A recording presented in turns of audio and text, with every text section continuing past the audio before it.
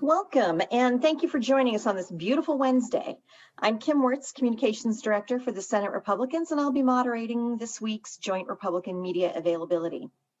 Today we have with us Senate Republican Leader John Braun from the 20th Legislative District, Senator Mike Padden from the 4th Legislative District.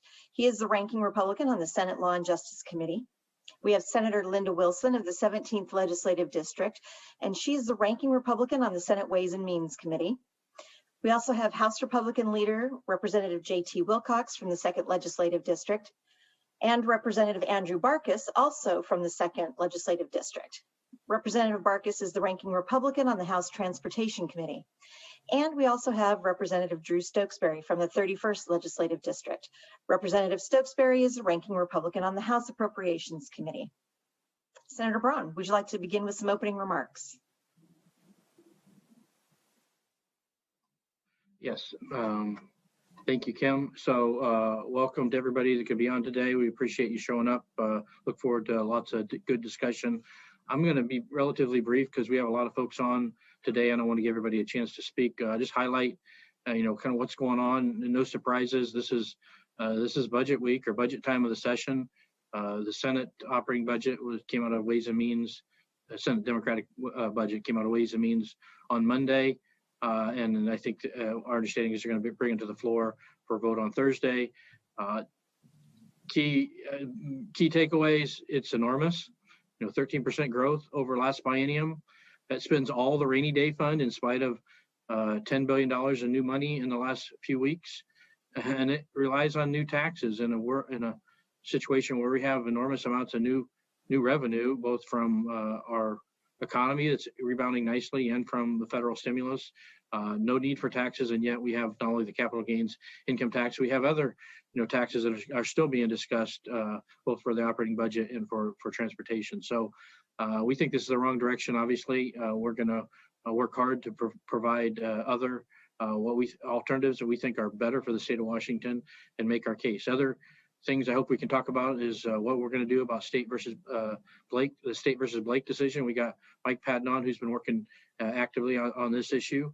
And how do we get after getting more of our citizens vaccinations in a timely and effective manner? We worked through the phased program for a while now, and I get why we wanted that to start with, but it's making less and less sense as we get to a higher percentage of those phases filled up and more people not being eligible when vaccines are available. So I'll end right there because I know there's lots of questions, or I hope there's lots of questions out there, and turn it over to Representative Wilcox. Thanks very much, John, and it's good to see all of you here. Along with me, I have two of our three budget leads. Representative Andrew Barkis is transportation, and Drew Stokesbury is our operating budget lead, and I think that they're going to have a lot to say. I hope that you have some specific questions for them. I wanted to mention something that happened on Sunday that got quite a bit of coverage, but was totally a misstatement. During the SB 5038 debate, the statement was made that the State Patrol had asked for an emergency clause amendment to be added. That didn't seem quite right to me. I had our Chief of Staff check in with the State Patrol, and no, they took no position at all on the bill or on the amendment. And because that particular amendment and its apparent endorsement by the State Patrol got quite a bit of notice in the news, I wanted to make sure that people understood that that was not the case. I think the Washington State Wire tracked the whole thing down and published a story a few hours ago. And they, I think, know a lot more about the background than I do, but I'd suggest that that'd be worth a look. I'd just like to join John in asking that one more time we look at where we're going with vaccines and perhaps step up the pace for younger people, because that's where the spread is happening right now. We've done, I think, a pretty good job in this state in protecting the most vulnerable. And now it is time to let everybody else have a crack at that vaccine and see if we can stop the spread. Thanks, everybody. And it looks like Austin Jenkins is the first one to have a question. Austin, do you want to go ahead?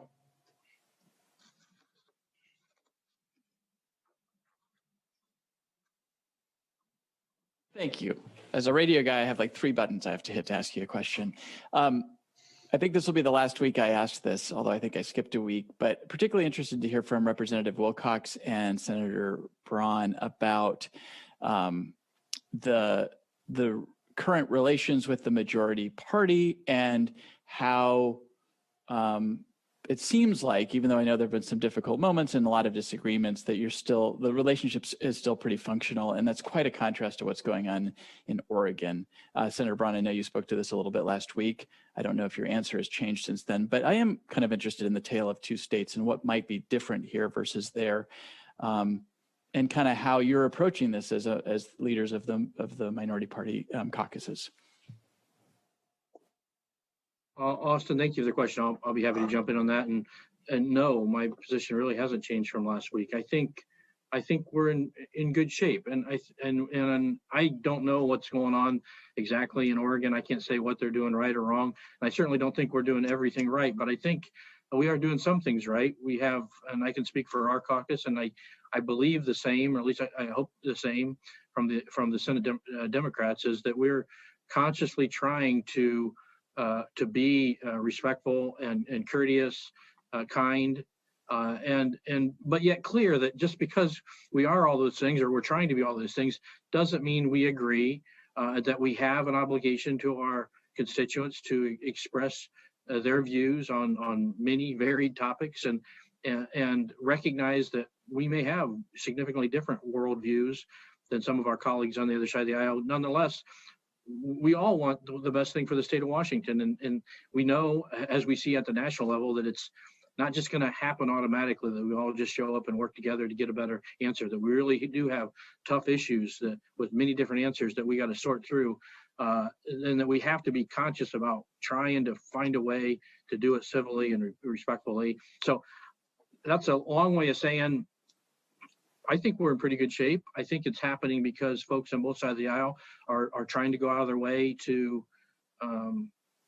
make that happen. And I think the one thing, if we could do better, if I had to make a one suggestion, is we could get back to being in person, because I think all this is much easier when you're side by side and you got to live close to each other and explain, and it forces you it reinforces all those things I described, where it's easy to send off that snarky message when you're hiding behind a firewall. It's not so easy, and it's inappropriate to do it in person. So that's a place I still think we can get better. And actually, that's a place we don't agree with the other side. So we'll keep pushing in hopefully a respectful way that we get back to that place. And otherwise, we'll try to do our best with what we have in front of us. Thank you.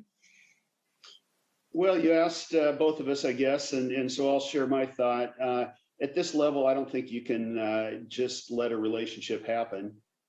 You have to consciously understand, as part of your responsibility, to have professional relationships. And if you could have warm personal relationships, that's good too.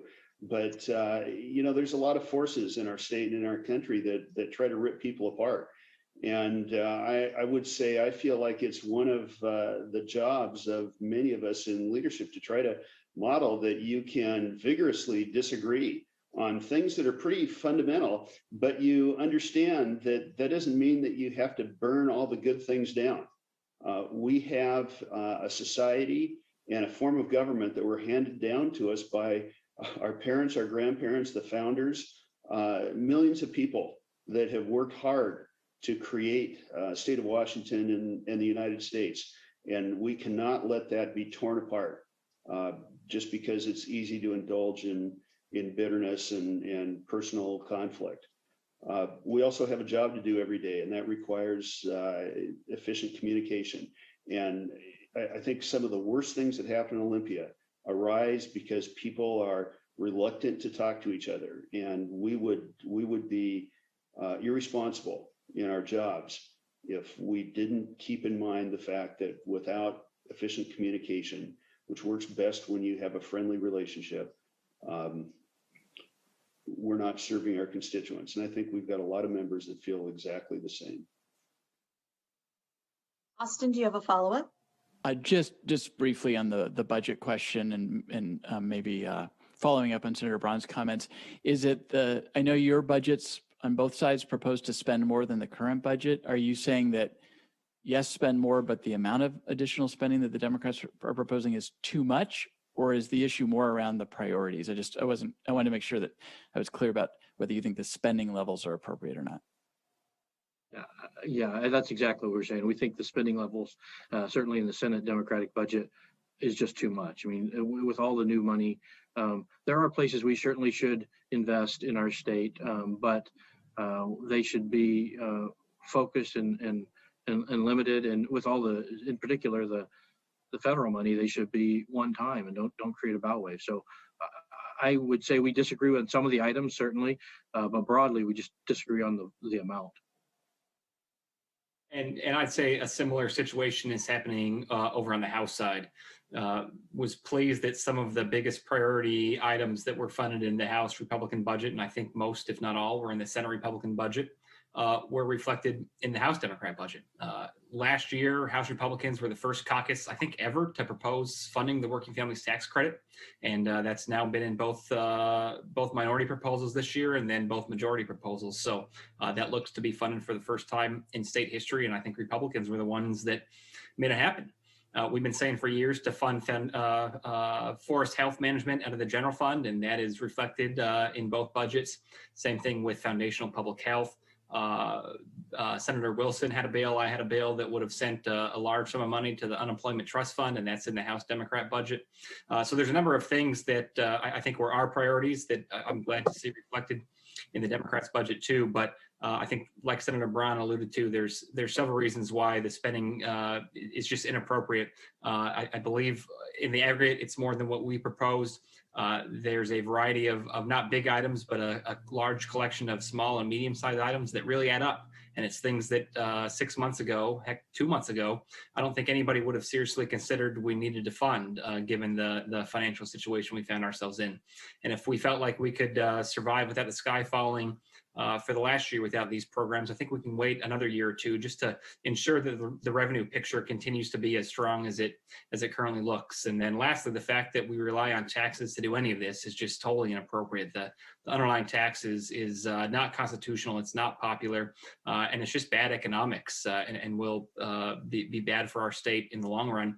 And the thing is, you can fund the House Democrats at least entire budget without using that revenue. It's just not necessary. So I think that those are the reasons why we oppose the Democrats' proposals.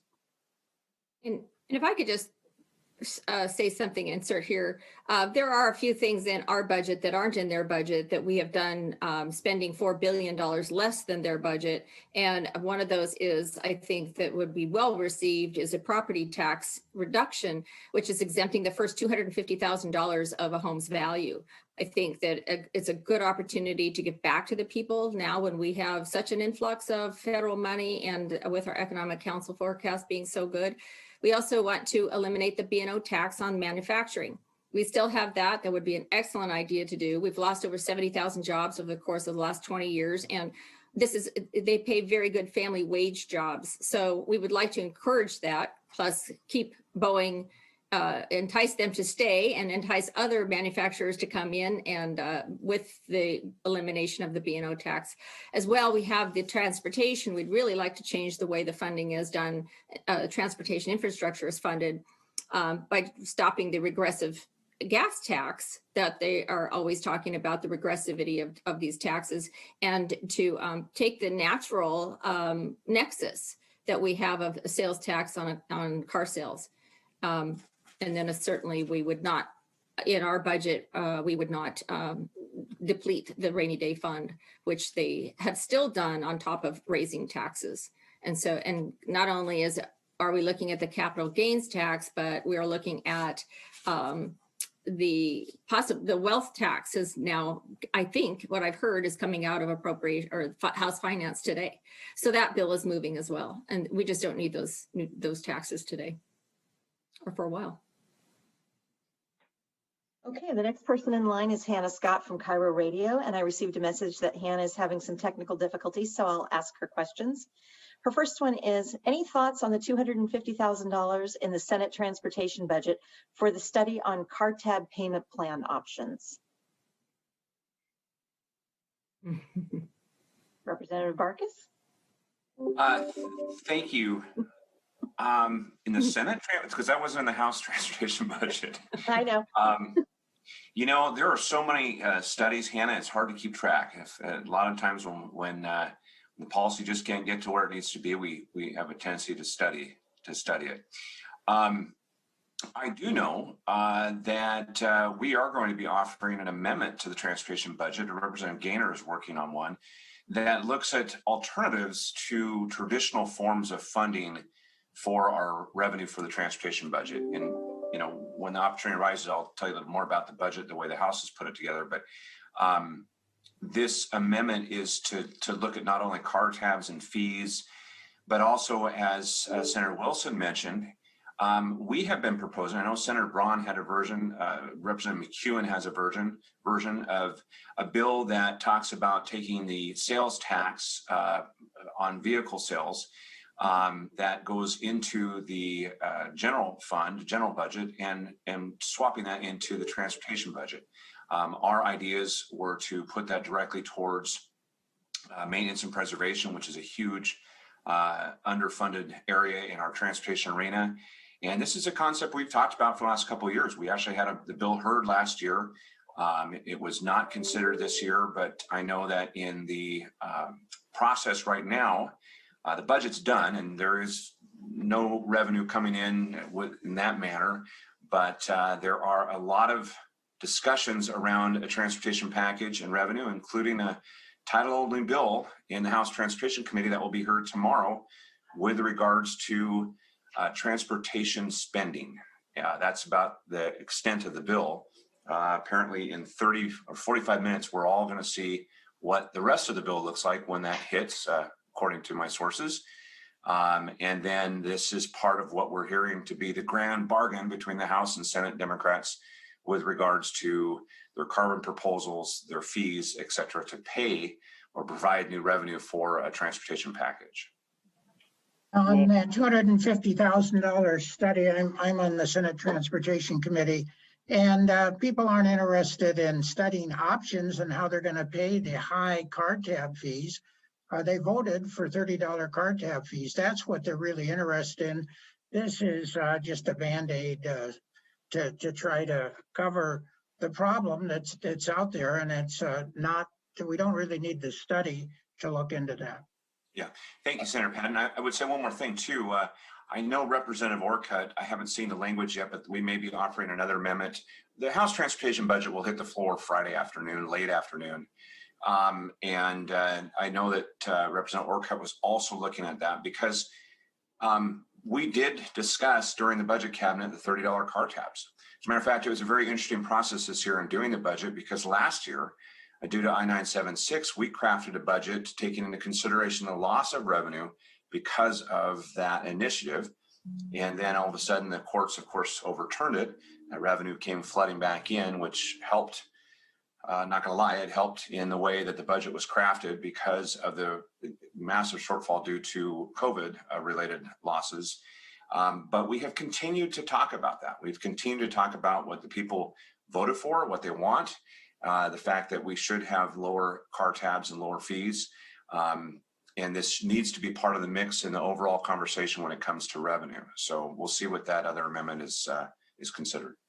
I will just say that if you have to have a payment plan for your tabs, you have just admitted that you've made tabs totally unaffordable for working. A bit too high.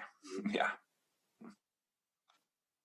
Okay, and I know that you touched on this already, Representative Wilcox, but Hannah's next question is, what, if anything, is planned regarding the emergency clause that was added into the ban on open carry bill in the House?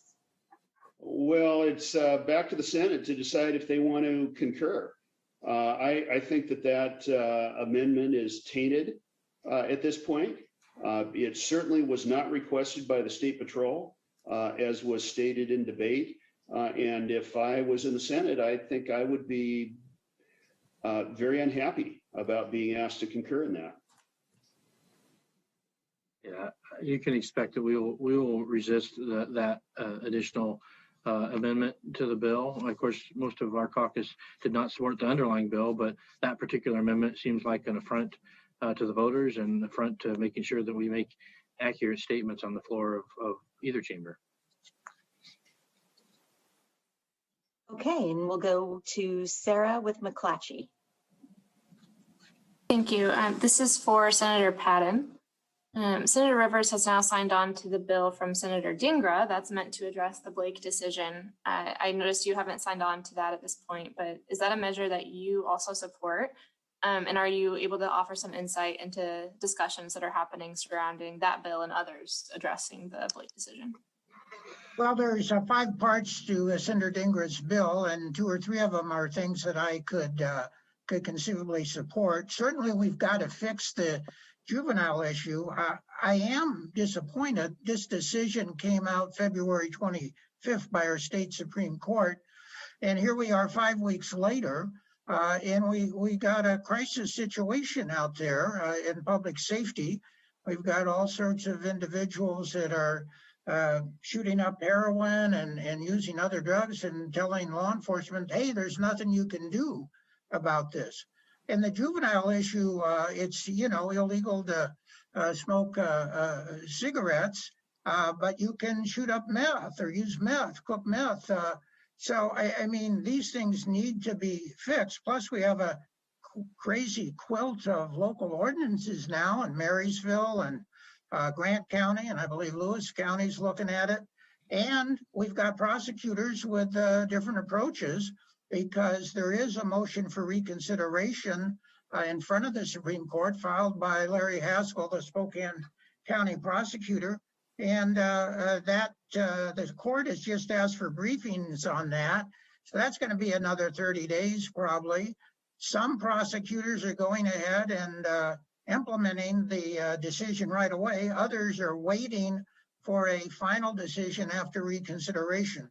So we got a terrible situation out there, and it needs to be addressed. I favor Senator Mullet's bill 5475. It's very similar to a bill I offered, 5471. And I think we got to put knowingly back in there. We do not want to decriminalize use of hard drugs, and that's what Senator Dingra's bill would do. Some of the other parts are fine, but that part I think a lot of people have a problem with.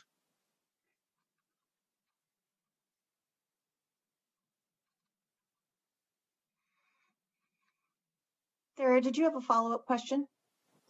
Yeah, on the same topic, Senator Patton, you mentioned that there was a bit of a kind of hodgepodge of local government responses to this, and there is a bill in the House from Representative Clippert that would allow local governments to enact their own laws. So it sounds like, is that something that you would support over in the Senate? Well, I think we need to address it on a statewide basis, but in the meantime, I sure don't blame local governments for trying to have some semblance of law and order and prevent decriminalization of felony drug use in their jurisdictions. So, but yeah, we do need a statewide solution. Okay, thank you. And next we'll go to Essex Porter from Cairo News.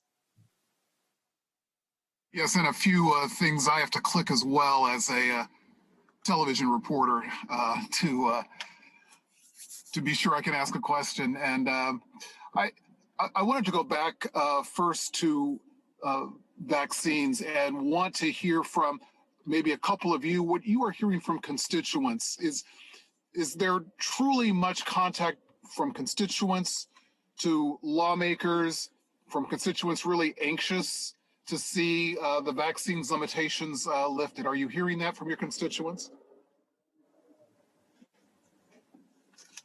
I would say we are hearing some, at least I am hearing some from constituents about access, although not nearly at the level we had a month or 2 months ago. The issue I'm hearing more from is the providers trying to deliver the vaccines, and knowing that within the phases that they are authorized to deliver vaccines, they're having a harder and harder time filling their schedule. So they're just sharing with us that, look, there's opportunity here that is being missed because we don't have additional flexibility. And then, of course, the broad understanding that while we want to make sure the folks who are most at risk have the the first access to the vaccines, the more people we immunize, the quicker we get to herd immunity, and the more people we protect. So that's where I think the real, at least for me, the real push has come is from providers who see the opportunity we're missing by limiting their flexibility.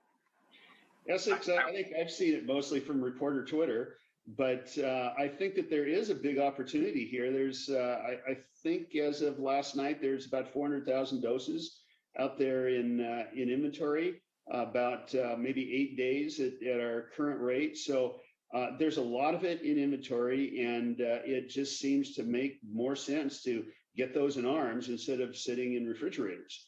And I think the governor shares that concern as well. The more people we have vaccinated, the less spread we have.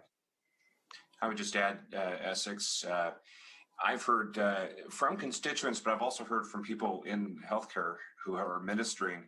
And to what Senator Braun said, it's interesting that they talk about the queues filling up, and then people get on the list and they're notified, but then they go out and they look elsewhere and they can maybe find it at Walmart or, some other place. And so then they end up having, where there's 100 spots, maybe only 40 people show up for those 100 spots to receive the vaccination. And the feedback that I'm getting is that the current system and how it's been set up is confusing. It's problematic in a lot of ways in the delivery. And I think now with the amount of dosage that what Wilcox just said, that we're getting in a state that it should be opened up for a better accessibility. Yeah, my anecdotal sense is that a lot of the folks who've gotten it already are the high risk folks. And there's a number of other folks who don't feel like they're high risk, want it, don't want to cut in line in front of people who need it more. And at this point, it's, as Representative Barker said, a little bit confusing as to how much supply there is, whose turn it is. I think there's plenty of people that want it, but don't want to cut in line in front of somebody who needs it more. And as to what Senator Braun said, we're hearing from the providers who are saying, yeah, now it is time to move to the next level and open it up to everybody. And I think we should take into account their first-hand experience with implementing it and follow their direction. I mean, the hospitals want to solve this as much as anybody. So I would really trust their experience and their input at this point. Essex, did you have a follow-up question?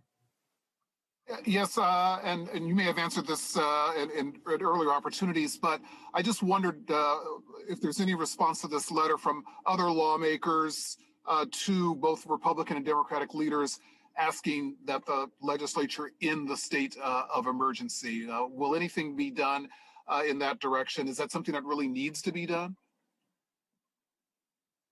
Well, I think Republicans are united in this, that you've heard us talk about this over and over and over. We have a three-branch government. It's in the Constitution for 140 years, almost 130 years, I guess. Washingtonians have expected that. And frankly, I am shocked and disappointed that the majority party, this is a place where we, I think, gravely differ, has not seen fit to defend the legislative branch by telling the governor it's time for the legislature to be in charge of these things, and it's time to end the emergency. Doesn't mean that he loses his emergency powers forever. If something bad happens, then we depend on the governor to do the things that are necessary. But the legislature should be making laws and legislating. And by the way, it's not just the governor now who has begun taking pretty major executive actions, even on issues where the legislature decided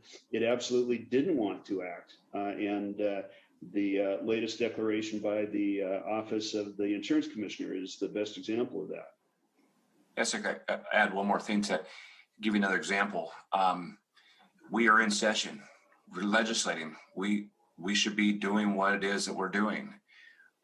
We are still under an eviction moratorium, which is part of the governor's emergency powers. I know I'm here to talk about transportation, but I've been lead on working on the housing to end that. Literally have spent the last 6 months prior to session, the last 3 months of session negotiating. We have a product, we have a vehicle, we have all of the legislation in place to do this. But the interesting hang up now is we can't get commitment to actually end the moratorium because these emergency powers are in place. They've been extended on the moratorium until June 30th, and we're saying if we as a legislature have done our work, which we've done in so many other arenas this year, then we should have definitive to be able to say this is over as of the date that it's to end. And now the feedback we're getting, but the governor still has his emergency powers, and we may still be in this crisis. So there's no definitive answer to an end date. And so yes, we think that we should be at that, and we should be doing what it is that we're doing. It's very frustrating to spend a tremendous amount of time in a bipartisan way to provide legislation and all the necessary things for the people of the state of Washington, but yet not have that certainty. Yeah, and we know other blue states have opened up. I mean, Connecticut's opened up, and the Democrat governor of Connecticut has indicated, hey, I'm going to have to work with the legislature. I don't mind doing that. I've done that before. Yet here we've gone on what, almost a year, a little over a year, with one person making all these decisions. The people are fed up with that. And speaking of blue states, Essex, I know there's been a lot of executive power reform bills, but you should check out House Bill 1557, which I think is the newest one by Representative McEwen. And I think speaks to the integrity of the changes made, and that there are several Democrat co-sponsors, including Mike Chapman, Democrat from the Olympic Peninsula, as the #2 co-sponsor. That bill does a couple things that I think are unique. It requires emergency declarations to be renewed every 60 days by the legislature. That's modeled after the approach taken in the deep purple state of Wisconsin. It allows the legislature to terminate on its own authority an emergency declaration. That's a power that the deep blue legislatures of California and New York have. And it takes the requirement that's already in Washington state law that requires out of session renewal by the four corners when it comes to suspension of statutes. It extends that same approach to other kinds of orders that prohibit behavior. So again, applying Washington's law that already exists just across a more consistent set of orders the governor can issue. So, takes into account several things that other states are doing successfully, including our state, just provides additional opportunities for other voices to be involved. None of the bill would allow Republicans veto power over anything Democrats have done. It would simply require the legislature to have a proactive role in these long-lasting emergencies that extend beyond 60 days.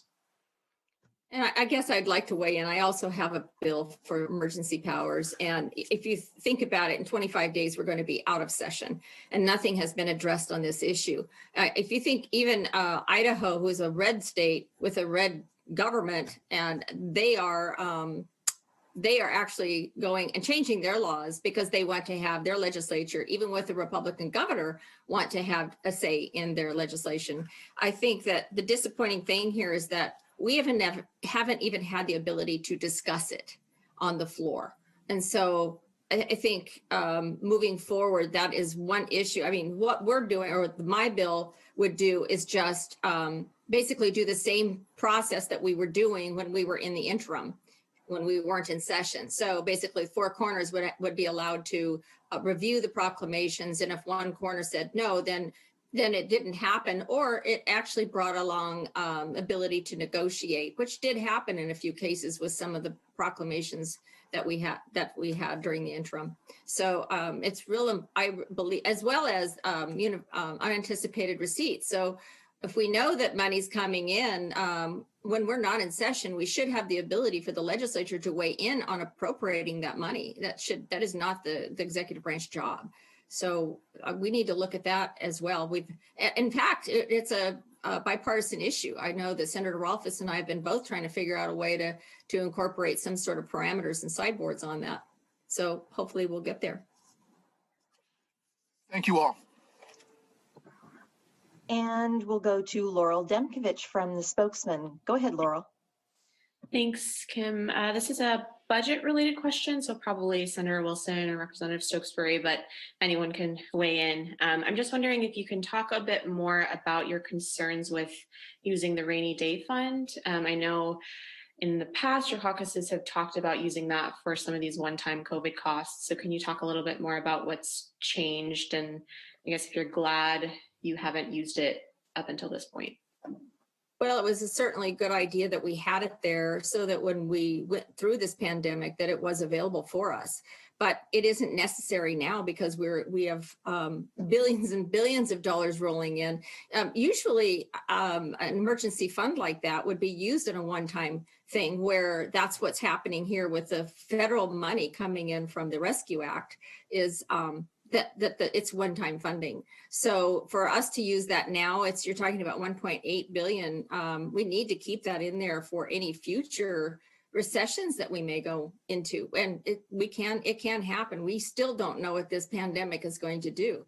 I mean, we're seeing increases in some states as well. So we need to be prepared for that. And I think holding that on, but the billions and billions of dollars that we've had coming in from the feds is no reason that should be exactly the reason why we don't use the rainy day fund. And I think from my perspective, we introduced two proposals, House Republicans did, that spent the rainy day funds, an early action spending bill, and then a broader budget proposal. Both of those were very, very intentional at seeking out one-time expenses that occurred either this year or this coming fiscal year, and spent the rainy day fund money on that. In fact, in our budget, we didn't even route the money through the general fund. We just spent it directly on one-time items. It was also items that were urgent and needed now. And I think if we lived in a universe where we were in charge and that those budgets had passed the floor and spent down the money, and then we had a revenue forecast that provided additional money, we would have immediately backfilled the rainy day fund. But I think it was important to get some of that money out the door. And there's a few things that we propose doing that I'm disappointed we're waiting till the end of session to do instead of the beginning of session. Both budgets right now, majority budgets, I think, use this money irresponsibly. The Senate Democrats run it through the general fund and commit it to a variety of ongoing obligations. I think that's short-sighted. And the House Democrat budget, while I appreciate that they don't actually spend the money, they put it in a different account, and they completely neuter the constitutional protections of the account that require a supermajority vote. They conduct some regulatory arbitrage to take that money out this year when it requires a simple majority vote, and rather than spend it, they set it aside so that they can access it in future years, which completely negates the point of having a constitutional supermajority vote protection. So I think our caucus will strongly oppose that maneuver on the floor and attempt to keep that money within the BSA. Laurel, did you have a follow-up question? I'm okay, thanks. Okay, great. Well, that wraps it up for us. And with that, I'll turn it back to Senator Braun. Thank you, Kim. I'll just wrap up by saying again, thank you for everyone that could be on today and the great questions. I thought we had a nice dialogue and I look forward to a vigorous debate as we wrap up the last few weeks of session on a whole number of issues. And hopefully, as we said earlier, we can do it with respect and grace, but still share the very different worldviews that some constituents have from others in this great state we live in. Thank you. I'd like to thank everybody for being here too. And I just want to pitch one more story to all of you. I have never seen a transportation arena with more crazy combinations of funding possibilities, conflict, Fed, glittering prospects for billions and billions of dollars. I think watching transportation this year is going to be one of the most interesting things that occupies the last 25 days of the legislative session. And I know that Representative Barkas and Senator King would love to have their opportunity to share their perspective as well.